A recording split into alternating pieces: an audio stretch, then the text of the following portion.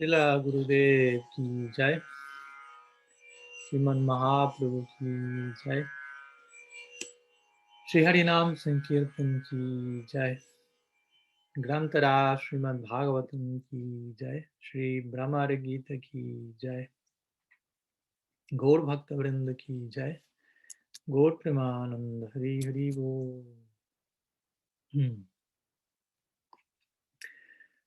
So, good morning to all of you. Pranam. Welcome, and it's my joy and great fortune to be sharing association with all of you, continuing our series of study of the Srimad-Bhramara-gita, the song of the Bumblebee, one of the main songs of the whole Bhagavatam. We could speak about 6 main songs sung by the gopis, like, as we know, Venu-gita, Pranaya-gita, Gopi-gita, Jugal-gita, Viraha-gita. And this Bhramara-gita is some form of height of these songs, where the divine madness in separation of Sri Radha is discussed, presented in the Bhagavad.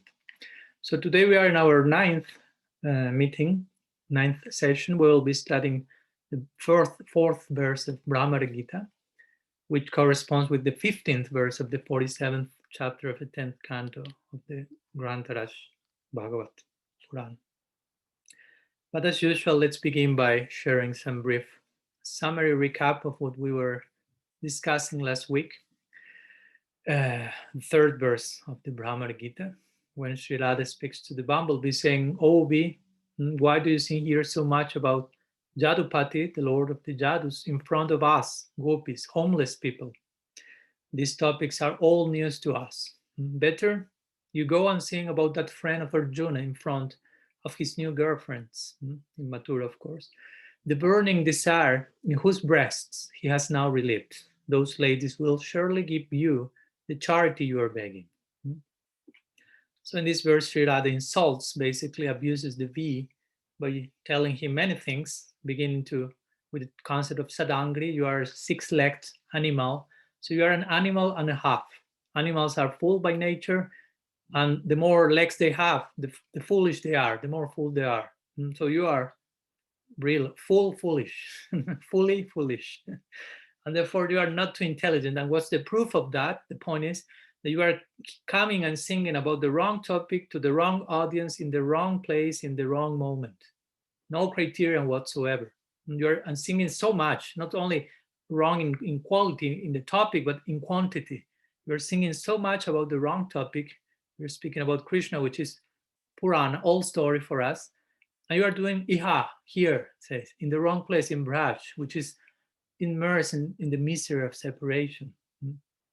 And you are singing about Jadupati. He's the master of the Jadus. Sri Radha refers to Krishna with names that correspond with his lila outside of Braj. Jadupati, Vijay, Saka.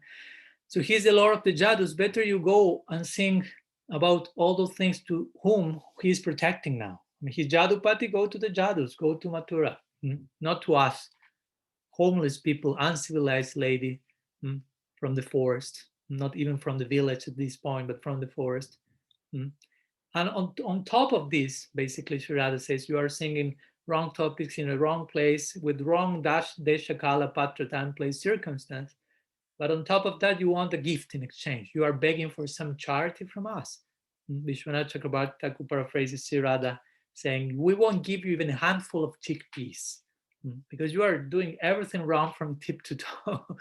So after abusing the bumblebee and therefore Krishna in this way, and in the context of this Buddha, of course, as well, Sri Radha points to where the bumblebee should go, pointing to Mathura and say, you should go to Mathura. Go to the Mathura ladies who are now so satisfied, so happy with Krishna. So they obtain their reward they wanted. They have Krishna. So they will reward you with whatever you like. Sri Radha doesn't mention Krishna directly, but she in this case will refer to him as Vijay Saka, which is a name, again, of Krishna outside of the Braj. Vijay Saka generally is interpreted as friend of the Vijay of the victor one, Arjuna. Generally in Braj, if Krishna will receive a name connected to Sakya, he will be known as Subal Saka or something like this. but he's not in Braj anymore. So he's called Vijay Saka. And interestingly, as we mentioned, at this point in Mathura-lila, Krishna has not met Arjuna yet. So Sri Radha is showing omniscience by not naming Krishna Vijay Saka. Omniscience, which is one aspect of her being Swayam Bhagavati, Krishna is Swayam Bhagavan, she is Swayam Bhagavati. Omniscience comes on the surface, one of the Aishwarya aspects of her side, which come in viraha, in separation. Sometimes, as we will see in next verses in the Bhramara Gītā, Sri Radha will refer to Krishna as acknowledging he has so many avatars and all that, but she will do all that only in the context of lovingly criticize him and increasing her intimacy to him. So even when Aishwarya comes in the context of the life of the Brajavasis, especially in separation, all those items only serve to nourish their madhurya or their intimacy with him. Or also, Vijay Saka, apart from meaning friend of Arjuna, refers to Krishna, who is being defeated in the battle of love by his friends or his girlfriends in Mathura. Saka could refer to Sakis, to his friends in Mathura, the Mathura ladies, and Vijay means they are being victorious over him in the battle of Cupid. So with all this, Sri Radha is showing a particular set of emotions, which all of them properly combined make for the type of delirious talk called Bijalpa. Remember, there are 10 types of Chitra Jalpa or mad talks, and each one of these 10 is depicted clearly in each one of the 10 verses of the Bhramara Gītā. Srila Rupa Goswami establishes this in his Ujjval Nilamani, when he describes Chitra Jalpa, and for each one of those types, he quotes each one of these verses from Bhramara Gītā. So in this particular verse, the Chitra Jalpa exhibited is Bijalpa, which according to Sri Rupa refers to a sarcastic speech which criticizes Krishna, which openly expresses jealousy while at the same time conceals the angry pride in one's heart. So again, all these unbecoming attributes in the life of the sadhaka, here we find again them being expressed in their topmost full form, making full circle and arriving to Braj and finding, all those things that as a sadhaka I rejected, now they appear here again, but in the context of the highest friend. So we also ended our lecture mentioning how Uddhav, who sometimes has some type of devotional pride, if you will, considering himself so dear to Krishna, so close, so such a great devotee, Krishna himself said, you are dear, more dear to me than my own life, but his pride here is totally crushed, becomes ashes in front of the gopis' love, Brajavasis' love, the extreme lamentation and separation that they are exhibiting. All of this is revealed to us by the Srimad-Bhagavatam, which is teaching us, we mentioned also, not only how to cry for Krishna, but also how Krishna is crying for his devotees in perfect reciprocation. Even though the Bhagavatam will mainly concentrate on showing how the gopis or the gopas, the Brajavasis and other devotees cry for Krishna, and it's not concentrating so much on how Krishna is crying for them, as it is clearly shown in texts like Uddhav Sandesh or Brihad Bhagavatamrita and so on. We know that Krishna says, Yatmam prapadyanti tam sataiva bhajamya. I reciprocate according to how every devotee approaches me, to how every devotee cries for me. They cry for me in this way, I cry for them in the same way. I reciprocate accordingly, or at least in the case, especially of the gopis, I try to reciprocate as much as I can, even though I remain eternally a debtor in front of their love. So in this way, indirectly, the Bhagavatam is showing how Krishna is also crying for them. And we concluded our previous meeting emphasizing how relevant for us in our particular stage to find the particular type of separation we should embrace according to our present adhikar. By hearing all this, gradually we'll getting closer and closer to identify that and to reach further stages of separation, to learn to cry in more comprehensive ways, sustainable, realistic way for Krishna entering into this fire of separation. Sometimes the example is given of the goldsmith that puts the gold in the fire so the fullest bright brilliance and purity of the gold appears. So similarly, gradually, by properly embracing separation, all the pure potential of everyone will come. And in the case, of course, of the Nityasiddha Brajavasis, they do not need separation to increase their love for Krishna. But that separation, that fire, showcases and shows very clearly which is the purity of their love, which sometimes in the context of some bhog or union may be misunderstood as pure and selfish enjoyment or whatever, but in separation it becomes overtly clear what's the purity of that gold of prem they have. So that's some ideas we shared in our previous meeting. So today we will continue again, as I mentioned, with verse number 4, which is verse 15 in the context of the 47th chapter of 10th Canto. But before going to the verse in itself, let's briefly mention some connection between each verse, because according to our acharyas, one verse takes to the other, and in between each verses there are some words maybe mentioned by the bumblebee, which will take rather to say what she says in each succeeding verse. So in this case, according to Sridhar Swami, the famous ancient commentator of the Bhagavad, the bumblebee is saying to Sri Radha, my dear mother, don't speak like this. Remembering you, Krishna has become agitated by the flower arrows of Cupid, and he has sent me to deliver you the following message to you. So before the bumblebee can say anything else, Sri Radha will reply with the following verse, today's verse. So I will share the verse with you in the chat here in Zoom, and I request one of you, if possible, can share the same verse in this thread, in the Facebook thread, please. So it says like this. I'll recite it first in Sanskrit and then we go to the English. Vibhi bhubi chara sayam kastriyashtadurabha kapataruchira hasya bhubrijrimbashajashu charanarajau paste yasya bhutir bayanka api chakripana pakshi yuttama shloka shabdha. So the translation says, in heaven, on earth, or in the subterranean sphere, what women are unavailable to him? He simply arches his eyebrows and smiles with deceptive charm, and they all become his. The Supreme Goddess herself worships his dust, the dust of his feet. So what is our position in comparison? But at least those who are wretched can chant his name, Uttama Shloka. So this is rather speaking to the bumblebee in this fourth verse in reply to the suggestion that according to Sridhar Swami, the bumblebee may say, tell her that Krishna is actually agitated by you. He suffers in separation from you, which is real, as we mentioned, which is a fact. The bumblebee is not lying in this case, but in the ecstasy of her separation, Sri Radha won't accept that idea and will reply like she did here.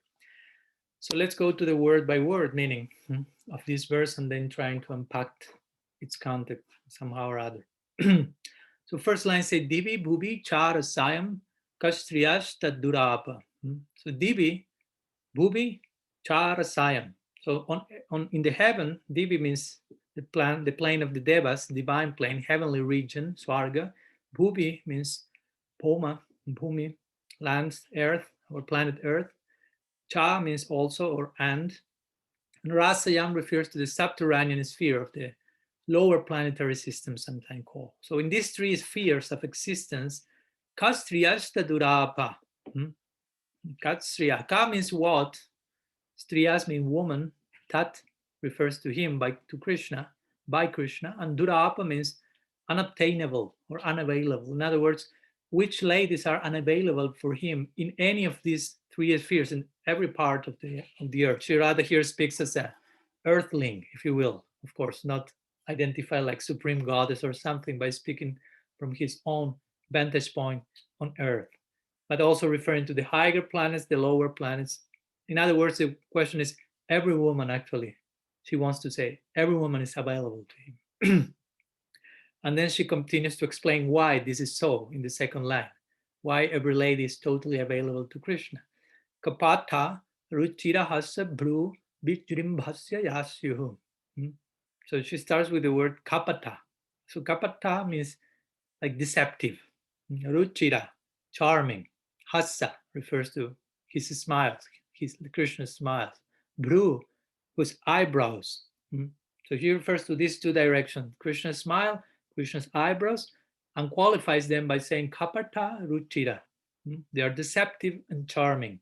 Vijrimbhasya also qualifies the eyebrows, arching eyebrows, like act as a thrower of arrows, if you will, as a bow, if you will. And then she says jashu. Ja means who, and shu means become. So the idea basically is he arches his eyebrows and he smiles with this deceptive charm, and that's all. All these ladies you become his. And then she continues to strengthen her point by invoking the presence of Śrīmatī Lakshmi Devi, which she also did in some previous verses and will continue to do so. So she says, Charana Raja Upaste Yasya Bhutir Vayamka. So you say Charana means feet. Raj has to do with dust in this case. Upaste has to do with upasana, worships. So the dust of his feet are worshipped. Yasya means whose dust of his feet is worshipped by whom? Bhuti. Bhuti is the name of Lakshmi Devi. Padma, she was named in another verse. The wife of Narayan. Vayamka. So Vayamka, Vayam means we, and Ka means who. Implying if even the supreme goddess, the topmost epitome of chastity, Śrīmatī Lakshmi, Mahalakshmi Devi, is taking the position of worshipping the dust of his feet. So Vayamka, who are we in comparison? Which is our position in comparison to her? And the last line presents one more ingredient to this type of particular Chitrajalpa, which says, Apicha kripana pakshe hiyutama shloka shabda. So api, cha, means nevertheless, kripana pakshe, for those who are kripana or wretched, Uttama Shloka, he means indeed. Uttama Shloka is the name of Krishna that Sri Radha used many times already. He who is praised by the highest, most elected poetry, Shabdaha, in this case means the name. So at least for those who are wretched, his name is available, Uttama Shloka. So this is the explicit meaning of the verse, the most external, if you will, interpretation of the words. Of course, each of these syllables and words and letters have many implied meanings and implicit ideas. So we will try to unpack something of that. So let's begin with some words by Sridhar Swami again. Let's begin with the, let's say, most ancient commentator revered by Mahaprabhu himself in our tradition. So he kind of paraphrases Sri Radha and repeats the whole idea of the verse as a way of also ourselves doing a recap of it. So he says, whatever woman, paraphrasing Sri Radha, whatever woman are there in the heavens or the earth or in the subterranean regions, which of them are hard to get for him? And of course, again, the implication, says Sri Swami, is none of them is hard to get for him. He can get them very quickly. And why? He whose arch of the eyebrows contains a deceptively charming smile. Interestingly, here he refers to his eyebrows as smiling. He doesn't speak of the smile as something different from the eyebrows, but Krishna's eyebrows, when they are arched, arcing themselves, that's like they are smiling. They are containing messages. All of Krishna's bodily organs can perform the function of others. So he can smile with his eyebrows, he can see with his ears, he can speak with his touch, and so on.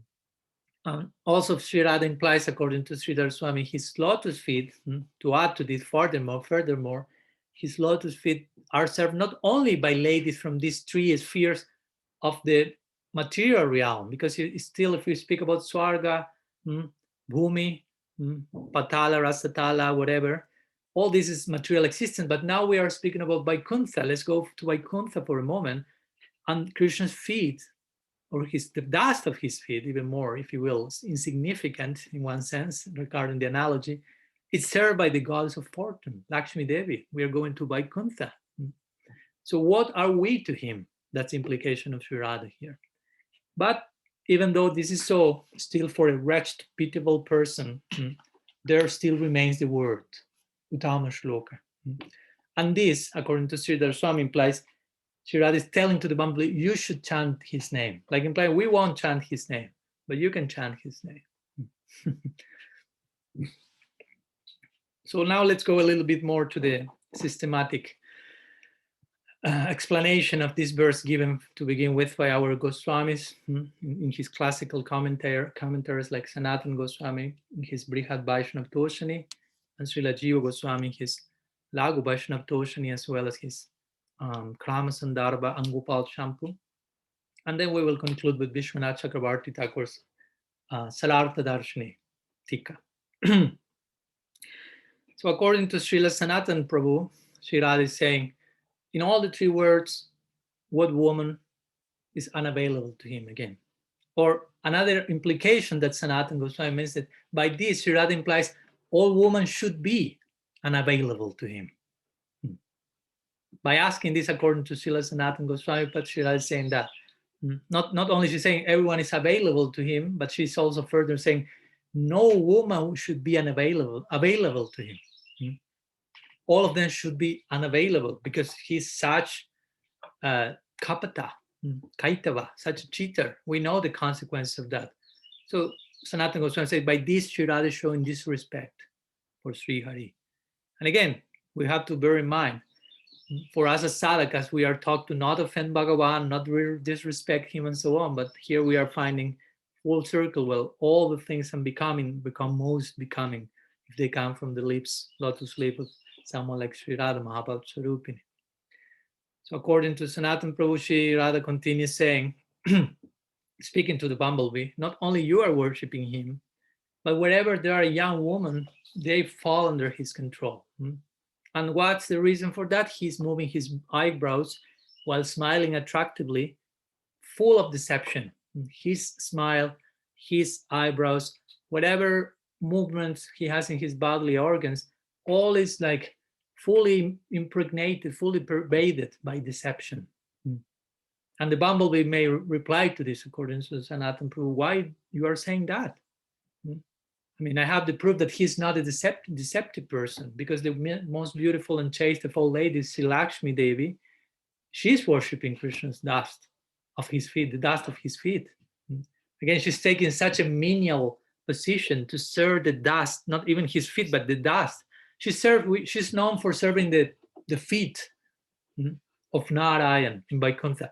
But in relation to Krishna, she's serving the dust of his feet, because she didn't attain, as we know, the feet of Krishna. She wanted to enter Rasa Lila in Braj. She was not able. So she remained in Braj performing tapasya and somehow or other entering in touch with the dust, the Braj Rash, the dust of Braj, which is the dust of Krishna's feet.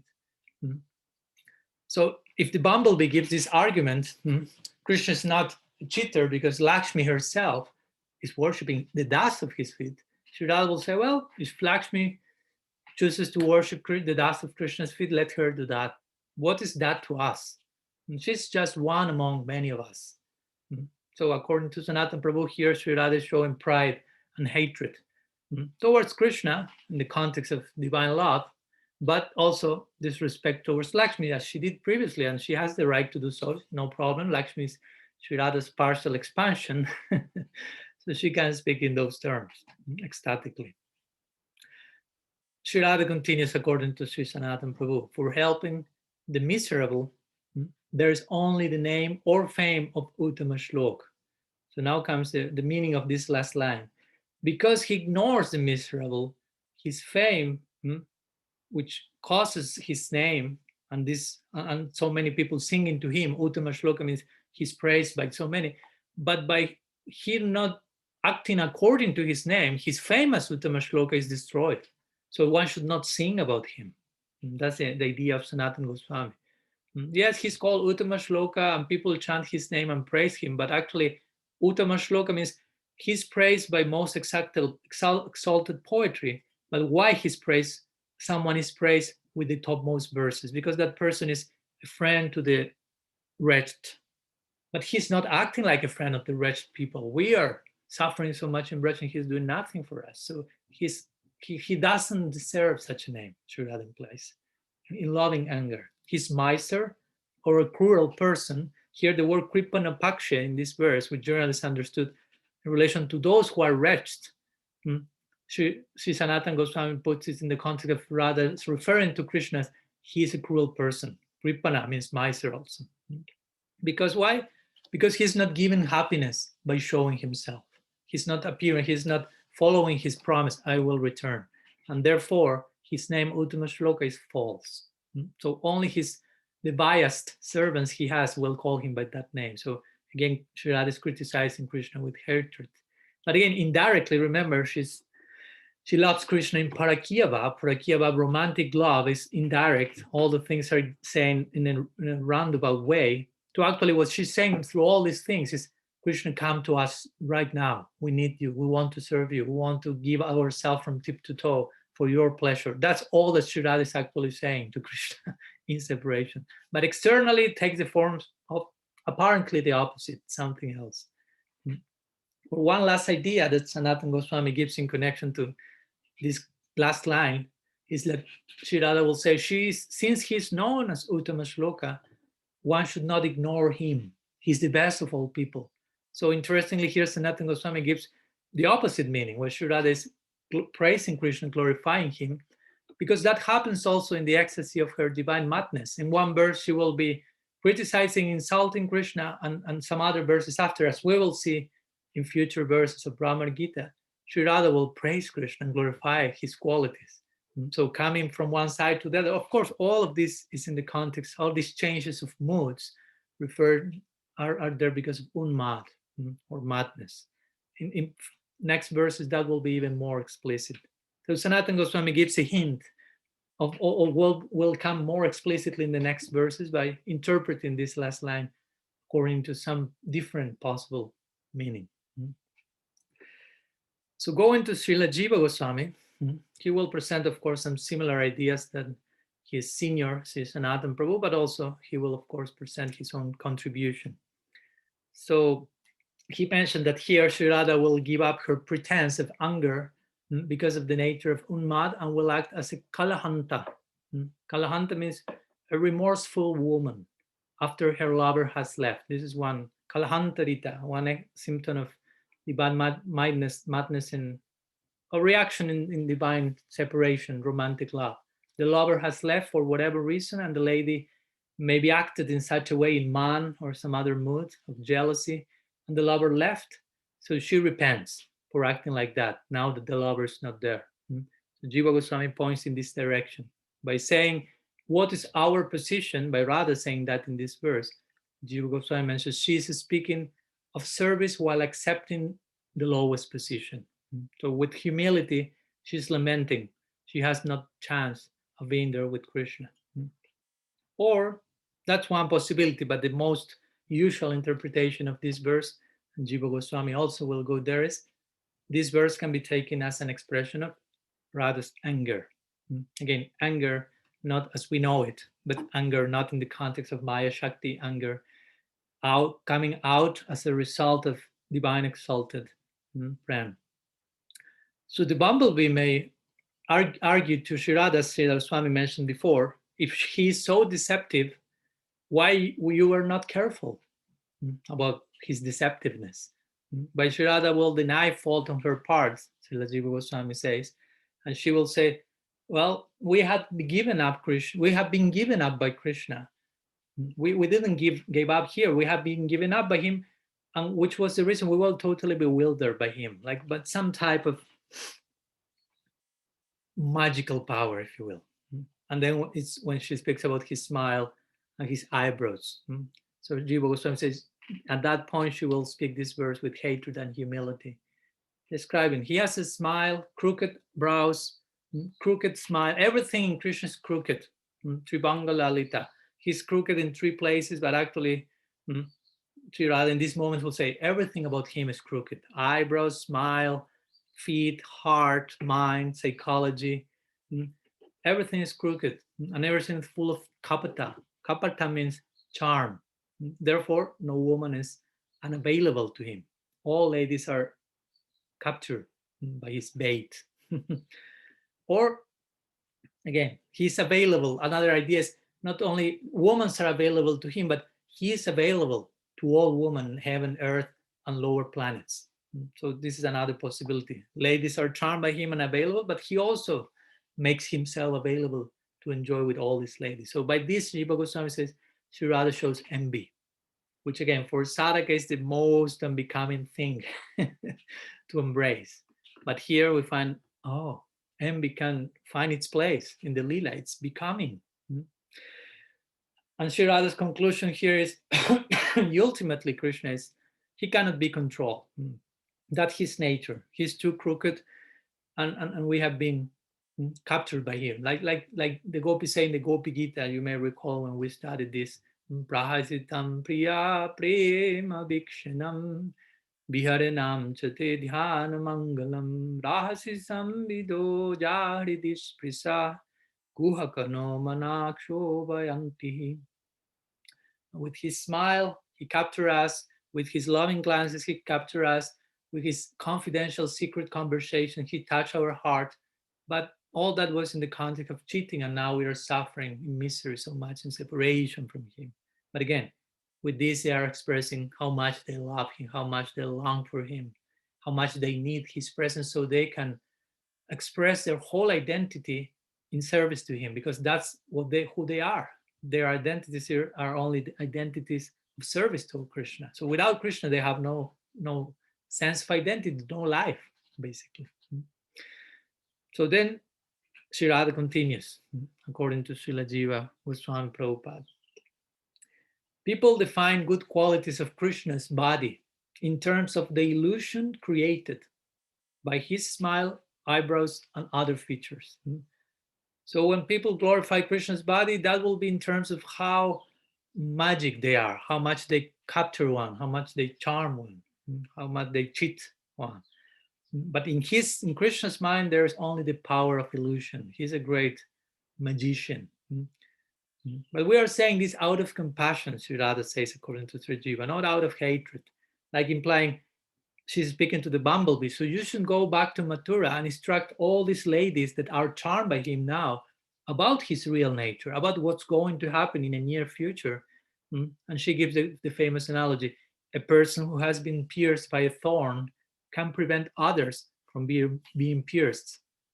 So we have been pierced by his thorn, by the thorn of his flute, by the thorn of his sides, by the arrows of his glances and eyebrows. So we know how does it feel, and how does it feel when he's no longer there. So you should go and tell that to the ladies in Mathura, because they will follow a similar fate. And a person, the point is, you should be empathic. We are empathic. A person who is not troubled by others' pain may not do anything about that. And such a person will be himself, herself, a thorn. Sri Radha says, according to Sri Jiva. If I've been pierced by a thorn and I'm not concerned about others being pierced by a thorn, and I do not share advice, I'm a thorn. But we are compassionate, that we are trying to give good advice to you and to the ladies there. So again, we see how this particular expression takes place in the context of Parakiya Bhava. The point is, every single type of love for Krishna will express itself in certain particular words and expressions, in union, in separation. Sri Radha in union with Krishna will say another type of things in another language. In separation, that will be something different. In her Parakiya, someone in Swakiya or someone in Vatsalya, they will be in separation of Krishna. They will express their separation in particular terms, in particular moods, in union in particular terms. So in Sakya, the same. So it's important that gradually we get acquainted with this and understand what's the language behind each rasa, behind each mood. Every devotee in their particular bhava will express their unique emotion in union or in separation with very unique words that cannot be equal or compared with the other devotees in other rasas. So it's important to understand that, to not mistake them or feel, oh, they love Krishna in separation, but the gopis, I don't know, are insulting him, so they do not love him that much. Or no. That's expressing in the particular context of romantic love, in direct language, parokshavat, vyanjana priti, whatever name you want to give, implied meanings that you need to go beyond the surface and apparent meaning of it. So here Sri Radha is again expressing how charming Krishna is. As we know, he's so charming that he himself becomes charmed with his own reflection on a pillar, on an emerald pillar or some mirror. So what to speak other people? Remember in the Venu Gita, well, we didn't study Bhagavad-gita in English, but you may know the section. And there it is described not only the heavenly damsels become charmed by Krishna's flute, but even their husbands, the devas, start to develop feminine sensibilities by hearing the flute. So the devis are concerned, oh, what if my husband knows that I'm feeling so attracted by Krishna? But the devas are thinking, oh, what if my wife knows that I'm developing feminine sensibilities toward Krishna? So the idea is everyone is being attracted to him because he is, of course, all attractive. So Srila Jiva Goswami continues saying that with sarcasm, pride, hatred, and misery, is Sri Radha saying here in this verse, who is not available to him? Actually, whomever he desires to attract, that person will become available to him. Even Lakshmi is obedient to him. She's serving his food task. So what to speak of us? And again, those who are miserable will praise him as the best. Uttama Shloka, but the implication, according to the Jiva, is persons suffering like us won't do that. We won't praise him like great personality because he's not acting as a great personality, munificent towards us. So Sri Radha concludes, according to Sri Jiva's revelation, saying, oh, bumblebee, you with impure intelligence. So she insults the bumblebee a little bit more. Krishna first controls Lakshmi, or she doesn't say Krishna, he first controls Lakshmi in this way. Because why? He knows by controlling, if you want to control everyone, you have to go to the main person. So he who desires to control everybody, if you are clever, you will go first to the main, most important personality, and everyone will follow them. So Krishna controls Lakshmi, all the other ladies will be controlled. Basically, that's the notion. Mahaprabhu converted Sarvabhauma, who was the guru of the king in Puri. That implies the king will be converted, and the whole city of Puri is converted to his creed. So similarly here, Krishna is conquering Lakshmi, according to Sri Radha's psychology. All the remaining ladies and all the planetary systems will follow. So this is Srila Jiva Goswami's vision and contribution in connection to this particular verse. So now let's continue, with your permission, with Vishwanath Chakravarti Thakur's commentary, Sarartha Darshini, which also, as usual, expresses itself in the context of in-between dialogues among the Bumblebee, Bhramara, and Sri Radha, in between each, that give, as a result, each one of the lines of each verse. So Sri Vishwanath Chakravarti Pad mentioned that hearing the buzzing of the bee, the singing of the bee, Sri Radha thought that the bee was saying to her, oh, you crest jewel of Krishna's lovers. In Mathura, Krishna is suffering from the piercing arrows of love, something similar to what previous commentators say. He spends his days and nights simply meditating on you. So he can be saved only if you become pleased. And again, this is the fact. This is true. This is what's really happening in Mathura. Not only the gopis need to be saved, but Krishna needs to be saved as much as the gopis need. So over and over again, we need to remember this part. So the Bumblebee comes with this notion, but Sri Radha disdainfully will reply to this idea in the present verse, saying, you tell me that Krishna is so much in need of me, but in heaven and earth, in the subterranean sphere, what women are unattainable for Krishna? He's surrounded by ladies here and there. So who we are for him?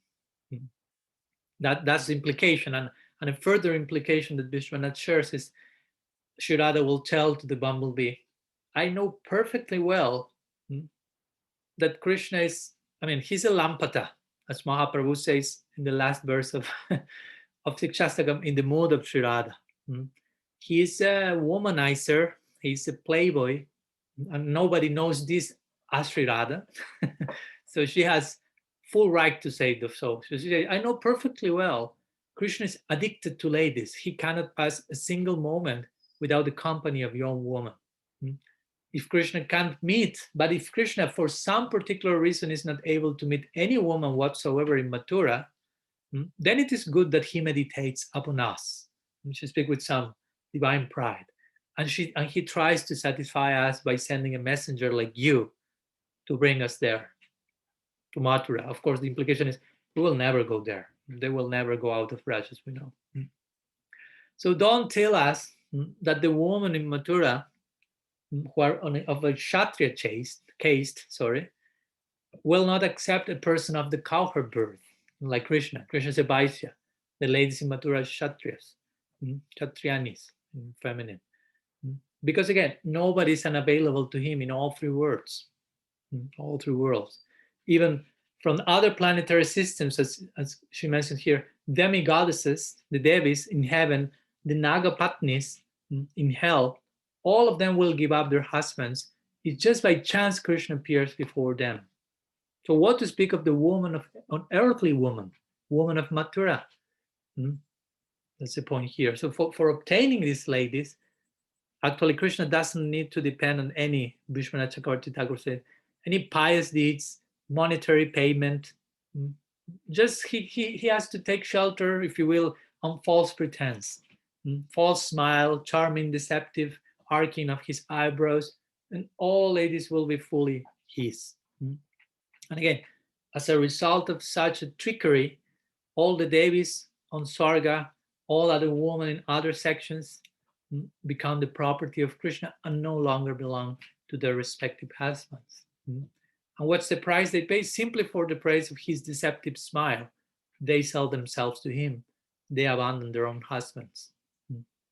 So try to grasp, to pray, so we can grasp the emotional underlying background of these words, from which place she's expressing all that. Of course, only by grace we can really fully enter into these topics, but it's important somehow or other that we receive this kind portals that are extended to us through parampara. Vishwanath continues saying that by the word kapata means deceptive, and Sri Radha implies here that Krishna is deceptive for so many reasons, but in this particular case, he's deceptive because after he enjoys with all these ladies in all these planetary systems, only once even, he immediately abandons them and looks for some new woman. That's his style. He's not with them for quite a long time. Of course, Krishna was with the gopis for some time, but in the subjective anurag, Sri Radha says, as we mentioned before in previous verses, he gave us the nectar of his lips only once and abandoned us, which is not true objectively speaking, but it's true subjectively speaking.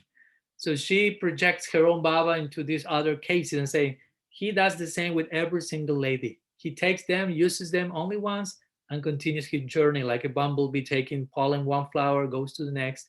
And again, what to speak of heavenly woman, even Lakshmi, Vaikuntha lady, the topmost, the only lady basically in Vaikuntha, the wife of Narayan. She's worshipping the dust of Krishna's feet in order to gain his association, not because she has gained that, but she hasn't, but she's hunkering for that. And we know that how? Because according to the prayers of the Nagapatnis, this was so. We heard this from the mouth of Purnamasi. Remember when Krishna was chastising, about to kill Kaliya, he didn't kill Kaliya, he chastised him. But at this point, the Nagapatnis, or the wives of Kaliya's serpent, appear and started to ask Krishna, please do not kill our husband. And they started to pray to him. And in the context of those prayers, one of them is when they mentioned, Lakshmi wants to attain your service in Vrindavan, but she's not able to do so. She remains executing tapasya till today, and so on. So here, Sri Radha says, according to Vishwanath, according to the prayers of the Nagapatnis, this is so. Lakshmi is worshipping the dust of your feet in Belvan, in Vrindavan, executing penance, not able to attain you. We hear all this from the mouth of Purnamasi. Therefore, how can we remain unaffected? After all, Sri Radha will say in full identification with the Antya-lila, we are only humans. We are uncivilized, ordinary cowherd villagers, ladies. And not only humans, but we are simple cowherd women. And moreover, we are cowherd women from Vrindavan, which make us even more simple-minded, more naive, if you will, more innocent. To be human, that's also something in connection to being Lakshmi. But we are not only human, we are cowherd women. And we are cowherd women from Braj. which again, she speaks that externally as if we are so low, so uncivilized, but of course for us, is the more she clarifies this, the higher her position is even above Lakshmi. Because indirectly she's saying Lakshmi is worshipping the dust of his feet. In principle, she couldn't attain him. And of course, nobody has attained Krishna as Radha has. So Vishwanath continues. We have something more to say. He says that although these words, the Radha's words, are full of humility, again, while interestingly, that's a quality of her speech. While she may abuse Krishna and on one level express herself with jealousy, anger, hatred, at the same time, those words are full of humility. So that's the unique way of speech, the underlying condition, service disposition that they are made of in Braj. So Vishwanath says, although these words are full of humility, actually, through the inflection of Radha's voice and the nodding of her head, they imply a jealous attitude due to pride. So interestingly, one can ask, how can Vishwanath Thakur knows which is the inflection of Radha's voice? How can he see the nodding of her head? I mean, he's hearing the tone of her voice. He's seeing her nodding of her head. And at this point, I will say, she is hearing and she is seeing that, because people like Vishwanath, great personalities like Shiva and Sanatan, they are members of the Lila. They are intimate, closest associate of Sri Radha. So they are serving her there. They know what's going on in each one of these verses. They are living in those verses. So they know all these details, and very gracefully they are revealing them to us. So we are so fortunate. So Vishwanath continues saying, through that jealousy, Sri Radha is revealing her superiority to Lakshmi and to all others, to all the other ladies in all the planetary systems, in prem, in beauty, and in caste compatibility with Krishna. Interestingly. So of course, Sri Radha has prem, madhurya, type of prem not found even in Vaikuntha, what to speak in lower systems. The beauty of Sri Radha is impossible to compare even to that of Lakshmi. She is the real, the ultimate Lakshmi of Golok, Lakshmi Sahasra Sata Sambramana Sevimanam. And she has case compatibility because she's Gopi, Krishna is a Gopa. Both are biases. So there's case compatibility. It's better for getting together than being whatever, a Brahmin lady and the wife of Narayan and all these other weird designations like Nagapatnis or Devis. That's not so compatible as being of the same species, if you will. So Sri Radha is implying all this by her words. Vishwanath continues saying that Sri Radha implies in her jealousy, humble jealousy, if you will, that Krishna is such a cheater that he has even attracted a chaste wife of Narayan. I mean, if you are a cheater, you can attract many people, but if you even get to attract the topmost chaste lady in the whole system of creation and beyond, Lakshmi, wow, you deserve the ultimate title, topmost cheater, Maha Kaitava, Mahagapata. And again, Lakshmi wanted to join Rasa Lila, and she accepted to be maid servant, wanted to accept maid service to Krishna, offering that, and leaving the glorious position of being the servant of Narayan in Vaikuntha. So one of the implications of Sri Radha here is, if the topmost lady, the topmost chaste lady, became attracted to him, what to speak of every other lady? Every lady and every person will be attracted to him. Therefore, the implication is our attraction from our birth to Krishna is therefore totally justified.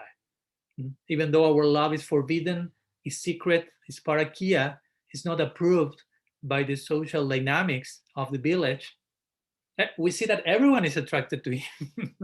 Not only us, I mean, everyone, even the Devis, the Devas, develop some feminine sensibility, the inanimate objects, Lakshmi herself. So why we cannot be attracted to him? It's perfectly justified. So in the context of the secret forbidden love, she expressed this sensibility as well. And then Vishwanath has to say something more in connection to the last line of this verse, which implies the word Uttama Shloka. So according to him, Sri Radha continued saying, one is called Uttama Shloka if he's merciful to the wretched and fallen. That's why he will be praised with the topmost poetry by his kindness. But since Krishna lacks this quality, that name is falsely ascribed to him. The same thing that other acharyas mentioned. If Krishna will be merciful to me, Sri Radha implies here, then he will actually deserve this exalted name. In other words, according to Vishwanath, Radha is subtly abusing Krishna by addressing him as Uttama Shloka, even though the name is he who is praised with the topmost poetry. The context in which it is expressed implies something else. And so Radha is implying with the above, if you really, Krishna, want to maintain your name of Uttama Shloka, I imagine you must be considerably attached to be called as such, to be known as he who is praised by the topmost exalted verses. For sure you want to maintain, to keep that name with you. Then you have to honor, to make justice to that name. That means you have to direct your grace to a pitiful person, or even more, you have to direct your topmost grace to the lower and most wretched person. Who is that person? Me, will say Sri Radha. Nama Mahavadanya. Mahavadanya means the most merciful person, giving the highest thing even to the lowest. So similar context here. Krishna is called sometimes Patita Pavan or Dinabandhu, the friend of the afflicted, the redeemer of the fallen. So Sri Radha, in her humility and in her neediness, nobody's as needy as her in this particular moment in separation from Krishna. And she will say, if you want to keep that name, you have to show me your grace, which means come back to me, come back to us. And sometimes devotees will pray to Krishna, your name is the deliverer of the fallen, so if you want to keep that name, you have to show me your mercy, because there's nobody as fallen as me. Of course, you have to really walk the talk for that prayer to be effective, but that trick, divine trick, is there. So similarly, Sri Radha is saying here something like this. You are known as Uttama Shlok. If you want to keep that name, you have to act, you walk the talk. You act in such a way to deserve such a name. That means show your mercy to the ones in need, and nobody's as needy as Sri Radha in this particular moment, as we know. That's why Bhaktivinoda Thakur has said, I want to die in Kurukshetra, some similar situation. Sri Radha is there with Krishna but cannot join him as she would like. So she's in such a needy position, situation, that my service will be much more required there. A more highest remuneration in the form of further service will come. So, which is the type of Chitra Jalpa present in this verse, expressed by Sri Radha. Vishwanath Chakravarti Thakur will mention that Sri Radha's speech, expressing all the feelings of a disappointed lover, as we mentioned, Kalahantara, indicates an intensity of love for Sri Krishna surpassing even that of Lakshmi. So again, all the things by being properly understood only speak about how much Radha loves Krishna. Even though it may seem she's insulting him, she's hating him, actually she's showing, if you have the proper eyes to see, how her love is even higher than Lakshmi. So Vishwanath says in the first half of the verse, Sri Radha accuses Krishna of being a cheater by citing his attraction to a woman, therefore showing his deception with malicious abuse. The third line expresses Radha's jealousy filled with pride. And in the last line, Radha finds fault with Krishna's behavior due to her indignation. So in this way, our acharyas have analyzed each of these verses, each line by line, and said, in this line, she's expressing this emotion. In this other line, she's expressing this emotion. In this other line, she's expressing this emotion. And all of them properly combined give us a result, this particular type of Chitra Jalpa. That's how they reached their conclusion. And in this case, this verse contains a type of Chitra Jalpa called Ujalpa, known as Ujalpa. And it is described by Srila Rupa Goswami in Ujjval Nilamani. Ujalpa means, he says, the wise say that Ujalpa is abusing Krishna with indignation for his deception through jealousy and pride. So we see some of these qualities are in the other types of Chitra Jalpa, but not in the same degree, not combined with the same other qualities. So it's like a preparation. You have different spices and ingredients, and you can use the same ingredients for other preparations, but according to how you combine them, the preparation will have a different name, will be a different preparation altogether. So similar to the different types of Chitra Jalpa. So as we were started to do the last meeting, also I would like to share with you the poetic version of this verse. Of course, it's poetic in the original Bengali. I will share just the English translation of it. Sorry, I didn't have time to poeticize that, and I do not have the capacity for that. That Bhaktisiddhanta Saraswati Thakur Prabhupada shares of this particular verse as a way of making full circle and making some recap of the original version. According to Srila Prabhupada, Bhaktisiddhanta Sri Radha says to the bumblebee, O collector of honey, Krishna Chandra must be very much disturbed when remembering gopis and afflicted by sorrow for our amorous pastimes. Therefore, he has sent you as a messenger to satisfy me. Do not speak such talks within my hearing. I can say that all ladies that are there at the heavenly, mortal, and lower planets are easily available to Krishna. When Lakshmi sees Krishna's eyebrows and his falsely attractive smile, she immediately serves him. And we are ordinary in comparison with her.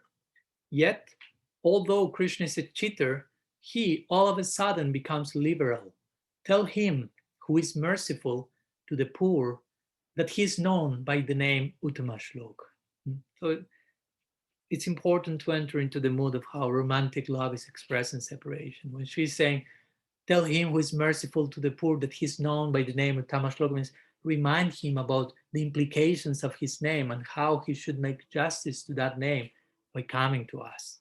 Again, they are not saying directly, tell him to come to us in this verse, but she's saying that indirectly.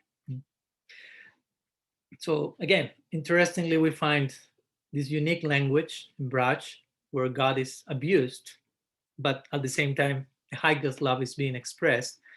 Well, he's called a cheater and a liar. Interestingly, in generally speaking, and give me some minutes, please bear with me for some conclusive words that I would like to share today. Krishna is generally known as Bhagavan in the scripture. Ishtabhasya midam sarvam aham sarvasya prabhavo mokta bhoktaram yaknyatapasam sarvalok maheshwaram. So many verses. He's the supreme. He's truth itself, the ultimate truth. Everything in him is satya, is truth. There is one very famous verse from the personified Vedas, second chapter of 10th canto, that they will refer to Krishna like Satya Bratam, Satya Param Tri Satyam, Satya Syajonim Nihitam Chas Satya, Satya, Satya, Satya, Satya. The word Satya appears like 10 times in that verse, like implying all in you, all Bhagavan Sri Hari Krishna is true, true, true, true. That's one thing. That's laying the foundation. Aishwarya like foundation for entering into the bhav, into the ras, and the lila of Braj. In Braj Nova, we see they are not saying this. They are not saying Krishna is truthful. They are saying he's a cheater, he's a liar, he's a womanizer. The gopis are saying that here, Kapata, Kaitava. Nanda Maharaj says similarly before when Uddhava was trying to convince him, you love God. He's not God, Nanda said. He lies, he steals. And Nanda doesn't know about his womanizer side. The gopis know from tip to toe all the sides of Krishna. So interestingly, again, this person that is known around the world as truth itself is being called exactly in the opposite terms here in Braj. But again, as we mentioned, Krishna relishes these words more than any other form of praise. He has no ears for the hymns of the Vedas that call him as truth, Satya, and so on, as he has for the words of the Brajavasis. And why this is so? Once I read one nice quote, I think it's from Jack Hall in one book he wrote about Vrindavan in the context of divine dramas. And he said, if I'm not mistaken, he said, like, Vrindavan is a place where every advantage of hierarchy is sacrificed to the joys of intimacy, where insult tastes better than the most extravagant praise because they are offered so unself-consciously. So whatever transpires in Braj comes out from self-forgetfulness in divine love. So whatever represents some distancing, some hierarchy, some gap between Krishna and them, they will destroy that by the force of their intimacy. And Krishna is so much captured by that, so much attracted. He cannot put a step outside of Braj, as we know, essentially. So we found this in Braj. In Braj, the language is not philosophy, in one sense, not tattva siddhanta, although Braj is showing the ultimate converging point of learning Tattva and Siddhanta, but the real language in Braj is empathy, we could say, beyond philosophy. And here I would like to share some words connected to this idea in connection to Mahaprabhu, in connection to Gaur Lila, and the connection of Gaur Lila with Bhramara-gita. So I may extend myself a few minutes more than usual today, bear with me. But in Braj, the language is not philosophy, again, it's empathy. And Mahaprabhu, Krishna's Gaur, especially as a sannyas in this Bhoma Lila, he's doing that. What is he doing? Krishna as a sannyasi, he's giving up all that Sri Radha gave up, all that the gopis gave up for his love. Similarly, like empathic love. Like if you have, someone who has cancer, you want to accompany that person in her process, so that person will lose her hair, and you will shave your hair as well to accompany. You will use the same clothes in the hospital, you will eat the same food. So similarly, Krishna with Radha here, as Mahaprabhu. Mahaprabhu could be called the empathic God. One devotee once called like that. I like that idea of Mahaprabhu being the empathic God. Krishna wanted to experience what Sri Radha has to go through by loving him. In every single sense, with all its implications, but especially in this connection point of viraha, vipralamba, separation. So this Radha viraha, the separation of Sri Radha, is so desirable for Krishna that Krishna himself appears in a whole different form and lila to taste this Radha viraha as Mahaprabhu. Mahaprabhu is Krishna tasting Radha Bhav, but especially and more constantly, he's tasting vipralamba Bhav. Radha in separation from Krishna, especially in Puri, as we know in Jagannath Puri, which is also called as Vipralamba Kshetra, the field for culturing separation. So there's a whole interesting parallel that I would like to close this session with in connection to Mahaprabhu as a sannyasi, being empathic with Radha's separation in the Gambhira, Gaur in the Gambhira, and Bhramara Gītā. There is a very deep connection between the two, and I think it's important for us as Gaudiya Vaishnavas to establish this connection and to see the parallels between one lila and the other. So there's a deep connection between Mahaprabhu in the Gambhira and Bhramara Gītā. Actually, many acharyas consider this Bhramara Gītā, this chapter of the Bhagavatam, as the most important chapter of the whole Bhagavatam. Of course, we could say about the same thing about different chapters for different reasons. And the same way you can say every member of the Panchatattva is the most important for this or for that. So we could say something similar with many chapters of the Bhagavatam.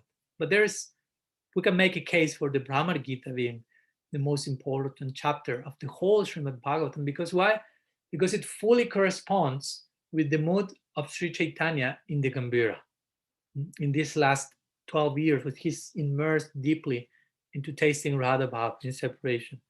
So if these two correspond to so much, and I will share with you some quotes that confirm this from Chaitanya Charitamrita, we should conclude, okay, if they are so close to each other, if I do not understand Bhramara Gītā, I won't understand Mahaprabhu, basically, in one sense. And if I do not, of course, we could say also, if I do not understand Mahaprabhu, I won't understand Bhramara Gītā. So the two are intimately connected.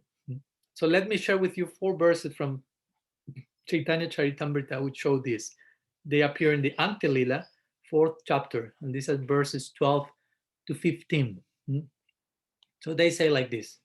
Krishnadas Kaviraj Goswami Mahasaya is saying, when Sri Chaitanya Dev felt separation from Krishna, all this is in the context of the Gambhira in Puri.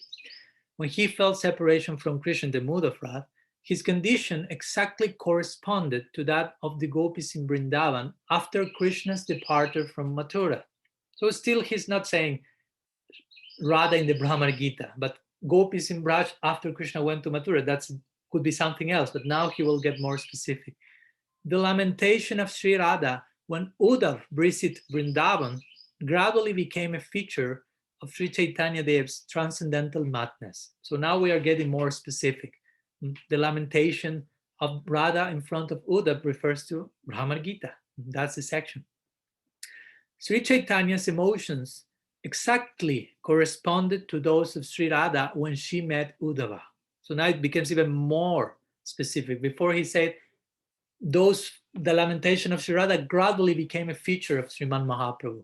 But now he's saying, the emotions of Mahaprabhu exactly corresponded to those of Sri Radha when she met Uddhava. That means Bhramara-gita. So here he's establishing a full parallel between Mahaprabhu in the Gambhīra and Bhramara-gita. And he continues saying, Srimad Mahaprabhu always conceived of himself in her position and sometimes thought that he was Sri Radha herself. So different levels of engrossment in the experience of Radha Bhav. Such is the state of transcendental madness. Why is this difficult to understand? When one is highly elevated in love of Krishna, he becomes transcendentally mad and talks like a madman, which is, of course, Dibyan Mad and Chitra Jalpa, what we are referring to here in the Bhramara Gītā, and we find the same mad talks through the mouth of Mahaprabhu in the Gambhīra.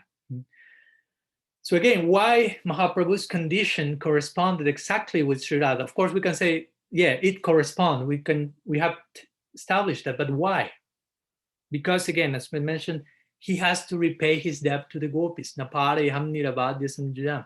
This is Krishna trying to do many things, and one of them, pay his debt of love to the gopis, and especially to Sri Radha. So the gopis renounced everything, became forest woman, got detached from everything in this world, from family and so on. So Krishna's Gaur is leaving everything in Nadia for them. As Krishna, he was not able to do so.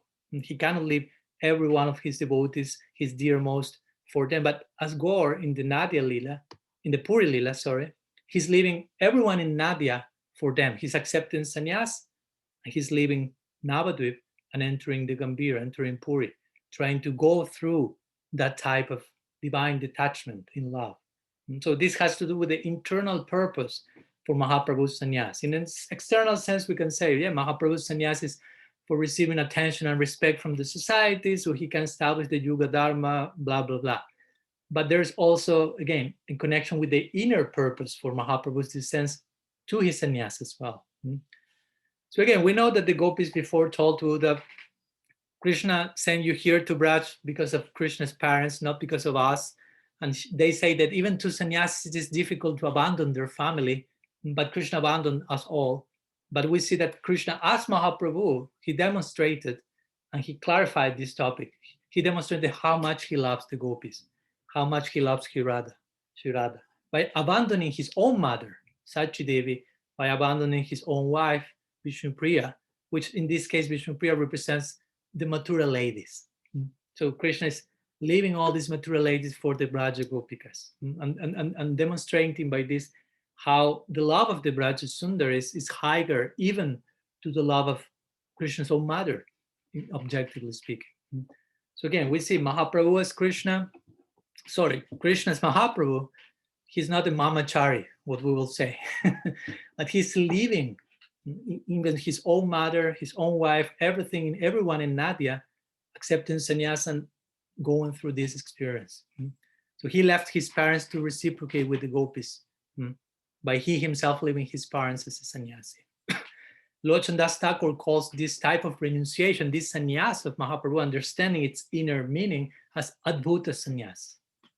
His Chaitanya Mangal. Adbhuta means wonderful, astonishing sannyas. I mean, it's not only sannyas already may be astonishing for most, maybe a little bit scary even, but in this particular case, he qualifies that as Adbhut sannyas. It's unique.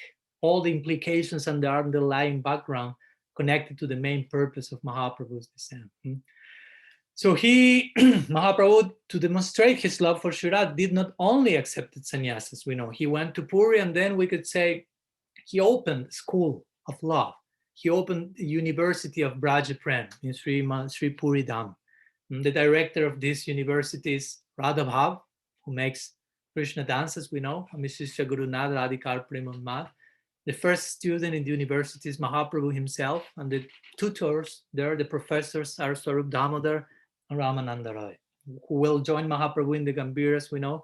Swarup Damodar invoking proper songs to nourish the mood of Mahaprabhu, Ramananda Roy invoking proper harikatha, proper verses. So this is an important point also for us sadhakas. Kirtan and harikatha, songs and verses, the two of them are important and need to combine each other. They're intertwined. We cannot separate kirtan from harikatha. That's an important point. Bhaktisiddhanta Saraswati Thakur made this point also once. He said, In the same way, we cannot separate Krishna from Sri Radha. We cannot separate Kirtan from Harikatha. Kirtan has to do with Nam, and Nam has to do with Krishna. Abhinatvam Nama Namino. So Krishna is Nam, and Harikatha has to do with Sri Radha, who has the topmost capacity of glorifying Krishna, praising Hari, as we are seeing here. So the same way, you cannot separate Radha from Krishna, you cannot separate Kirtan from Harikatha. So in this way, Mahaprabhu, his Gambhira-lila, instructing us about the type of kirtan that we have to engage in to attain Braj, to attain the experience of Braj. Kirtan along with Harikatha, not only Kirtan and not only Harikatha. Sometimes the devotees organize Kirtan festivals and only do Kirtan. And of course, there is some benefit, but there is not full benefit. Full benefit will come with Kirtan and Harikatha. Naturally, Kirtan, we could say, for example, one takes to the other. In Sriva Sangam, the devotees got together to speak Harikatha, and the Harikatha among themselves with Mahaprabhu became so thickened and so condensed that it started to speak about Krishna and Krishna, Krishna, Krishna. They only could, at one point, they only could pronounce the name of Krishna, Krishna, Krishna, and they became Kirtan.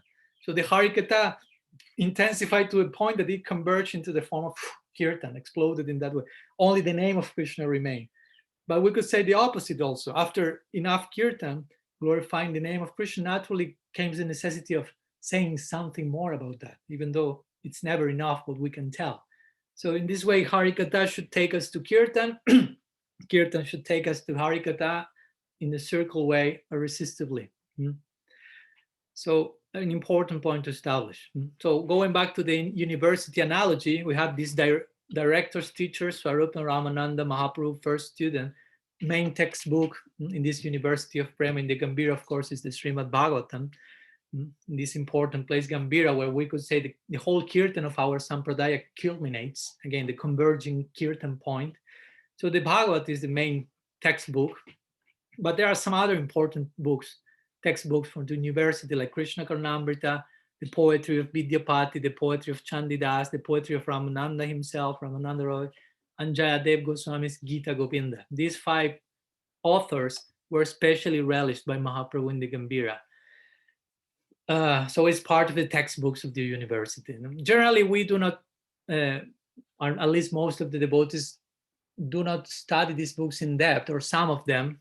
Of course, it's not forbidden. Of course, they are not also introductory. But one reason given for that is that most of these books were actually meant for Mahaprabhu, for him to relish them.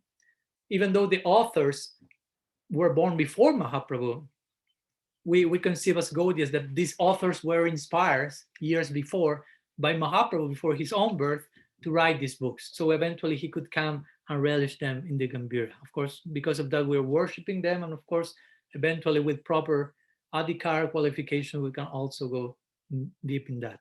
So in this way, my point is Mahaprabhu in this Braja Prem University in Puri, he relished the mood of Sri Radha, and especially as I'm mentioning, which mood Sri Radha is going through in this Bhramara-gita. Even though he went through all the different gitas that the gopis relish, as Mahaprabhu, he tastes what the gopis and Sri Radha taste in Gopi-gita, Pranaya-gita, and so on.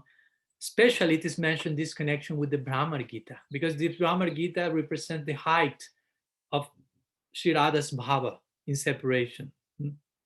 We have been explaining in other talks how in all these different gitas, Venu Gita, Gopi Gita, Pranaya Gita, Gopi Gita, Jugal Gita, Viraha Gita, the bhava of the gopi somehow or other gets augmented, growing more and more, naturally developing.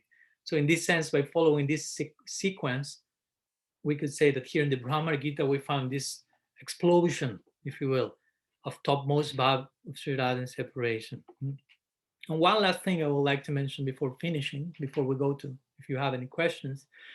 Interestingly, to further pound this post in Chaitanya Charitamrita, Krishnadas speaks, Gaur, Mahaprabhu speaks to Krishnadas Kaviraj, and Mahaprabhu, there's one analogy presented there of the Kapalika Yogi. Who is a Kapalika Yogi? It's very interesting because all this will have to do with Sri Radha's tyag or renunciation, and therefore Mahaprabhu's own experience. Once Sri Gaur Govinda Swami mentioned that the bhajan of Mahaprabhu is a bhajan with a desire for death.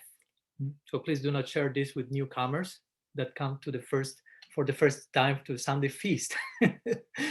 But this is where it all converges, both in Sri Radha as well as in Sri Gaur. The bhajan with a desire for death. What's my point? Sri Radha in separation from Krishna, she cannot bear her life anymore. So she wills to die. Of course, she's not doing so because that will create suffering for Krishna. But similarly, Mahaprabhu, in being Krishna empathizing with her mood in separation, he's going through this idea. He's engaged in bhajan in the Gambhira with a desire for death. And in this connection, the analogy of the Kapalika yogi comes. Who is a Kapalika yogi? Kapala means skull. So the main concern of a Kapalika yogi is death. In which sense? A Kapalika yogi is dressed in ashes. He's eating even from a skull. So at every moment, death is present in his life as a reminder. Life is about death in one way or another. So in one sense, this is the mood of Sri Radha. Because she's in separation from Krishna, sometimes 10 stages of separation are mentioned. I need to say that at this point of the Bhramara Gītā, only the 10th last stage of separation remains for her, which is mrityu, or death. She has gone through all the other stages. Of course, she won't die. The story has not a sad end, but that's an important point to understand. So why I'm mentioning all this? Because we, in our eternal prospect, the ultimate aspiration in the service of Mahaprabhu, in Nityanavadip, in the service of Sri Radha Krishna, in Golok Vrindavan, we want to assist them in their feelings. Ultimately, we want to fully identify with the necessity they have, the ecstatic emotional necessity Mahaprabhu has in the Lila and Sri Radha. Of course, this is very high, and many of us may be in a stage where we need to satisfy our own separate necessities, and we are trying to connect those necessities somehow with Krishna Bhakti in the context of Sangha-siddha Bhakti. Sometimes we fail even in that. So, but gradually all this should take us to identify ourselves with the need in Bhagavan and make those needs our needs and develop a whole identity out of identification with the necessity of service. So we ultimately, at least in theory, we establish our prayojan in those terms. We want to assist Mahaprabhu in his feelings, in whatever he may be feeling, or Sri Radha in whatever she may be feeling, in this, especially in this condition of separation, Sri Radha in separation from Krishna. And that's why we chant Krishna Nam ultimately. The ultimate conception of chanting Krishna Nam could be that, to relieve Sri Radha, for example, someone who is a Manjari Bhava Upasaka, who aspires to serve, or Priyanarma Saka Upasaka will chant Radha Nam to Krishna in separation, trying to save their life, because they are so much in need of meeting with each other. So, for example, for someone who aspires for Manjari Bhav, he will chant or she will chant the Mahamantra, Hare Krishna Ram, and for that person, those three words are names of Krishna that she is chanting to Sri Radha to relieve her of her separation from Krishna and keep her alive. So in this way, the respective associates of Sri Radha, of Sri Krishna, of Sri Gaur, they are trying to serve their life in separation. That's the emotional intensity implied in Lila. That's the land we want to enter. So please do not tell to anyone, oh, I didn't know that it was like this. When you are there, I want to leave this place. Of course, that won't happen. You never reach there with that attitude. But the point is, we need to gradually, at least in theory, get familiar with the dynamics there and what will be the requested from us. And we should be voluntarily choosing that. So on a daily basis, they will be about to die in separation from each other. And we as their servants, an advanced sadhaka will chant and will hunker in this particular spirit, trying to serve in their yoga of separation. Interestingly, and in this yoga of desperation, lamentation. All this, one sense, begins very basically in the Bhagavad Gita. We could say the very first chapter of Gita, which Shamananda was explaining recently, Vishada Yoga, or the yoga of distress, despair. Somehow or other, indirectly, if we play out the implications of what does it mean yoga of despair, Vishada Yoga, all this converges ultimately in this Bhramara Gītā, in the bilap, in the lamentation of Sri Radha here. So we need, of course, to take the necessary time to ruminate on all this. Punas charbita charvananam. Prahlad Maharaj said this in the Bhagavatam. While referring to material life, you are chewing that thing that has been chewed by others. But we can take that idea and apply that to Harikatha hearing from Parampara. We are hearing from the sadhus who have already been chewing, ruminating on these ideas from what they heard from their own sadhus, and we need to do the same thing as members of the Sampradaya, members of the Parampara. Continue to ruminate and extract some new insight that will come as our own unique contribution to the world and the lineage by the mercy of Bhagavad Purana, Sri Guru, Vaishnavas. So some ideas I wanted to share today with you. Sorry if I extended myself a little bit now at the end, but I wanted to elaborate a little bit on this connection between Gaur Lila, especially Mahaprabhu in the Gambhira, and the experience of Bhramara Gītā, the experience of Sri Radha separation. So we have some few minutes. If someone has any question, I have just now given the option for you who would like to present it. So you can activate your mic or you can send any written message via chat in Zoom. And here I'm checking if there's any question in the Facebook streaming also.